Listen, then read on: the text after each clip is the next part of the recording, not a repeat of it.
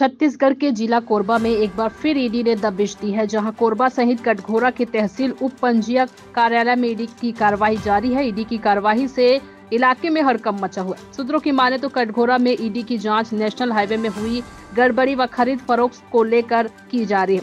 कयास लगाए जा रहे हैं कि ईडी को नेशनल हाईवे में जमीन की खरीदी बिक्री से जुड़े अहम दस्तावेज हाथ लग सकते हैं। कटघोरा में ईडी की अचानक दबिश से व्यापारियों में हड़कंप मचा हुआ है। छत्तीसगढ़ के जिला कोरबा में एक बार फिर ईडी ने दबिश दी है, जहां कोरबा सहित कटघोरा के तहसील उप पंजीयक कार्यालय में ईडी की कार्रवाई जारी है। ईडी की कार्रवाई से इलाके में हड़कंप मचा हुआ है। सूत्रों की माने तो कटघोरा में ईडी की जांच नेशनल हाईवे में हुई गड़बड़ी व खरीद फरोख्त को लेकर की जा रही है। कयास लगाए जा रहे हैं कि ईडी को नेशनल हाईवे में जमीन की खरीदी बिक्री से जुड़े अहम दस्तावेज हाथ लग सकते हैं। कटघोरा में ईडी की अचानक दबिश से व्यापारियों में हड़कंप मचा हुआ है। कोरबा से अरविंद शर्मा की रिपोर्ट।